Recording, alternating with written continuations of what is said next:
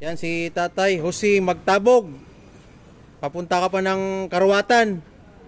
Ang layo-layo nun, maglalakad ka lang. Lalakad lang. Taga Tacloban at taga Ormo ka. Kawawa naman si Tatay. Paano kaya to? Malayo-layo pa. Oh, highway naman. Ba't ayaw mo sumakay? Papasakayin kita. Papasakayin kita. Gusto mo sumakay? Lalakad lang, malapit naman eh. Malayo pa yun.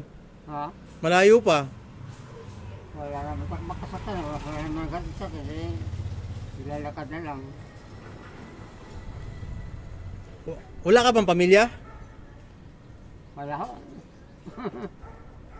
Jose Magtabog from Ormoc. Pagiro na. Ha? Plus pagiro na. Kawawa naman to si Tatay. Paano kaya to? Guys, may mga makita niyo to si Tatay sa kalsada, yung may mga taxi diyan, no? Yung may mga sasakyan diyan, pasakayin niyo na to. Ang uwian mo is Karawatan.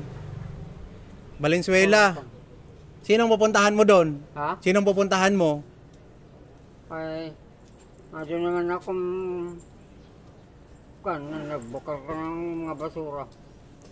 Guys, medyo may bingi ito si Tatay. Mahina yung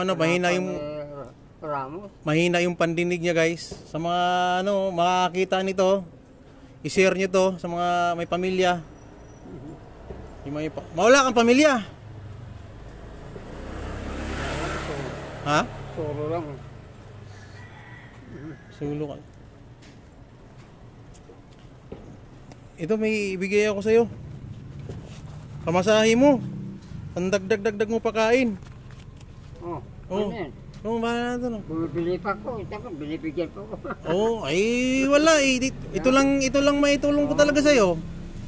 Ito lang ang maitulong ko sa'yo. Ito lang maitulong ko talaga sa'yo. Para makauwi ka. Okay. Layo pa uwian niya, Karawatan. Kaya mo na. Kahit kung wala ka rin. Ito, itago mo to. Pamasahe mo.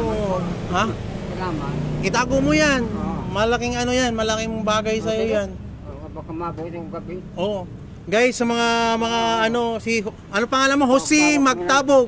Pagtawag ka na lang kung mangyayari sa akin dyan. Oh guys, sa mga may mga diyan, may mga sasakyan sa mga oh, ingat lang tay. Kung gusto ihatid kita. Tago mo yung bigay ko sa'yo.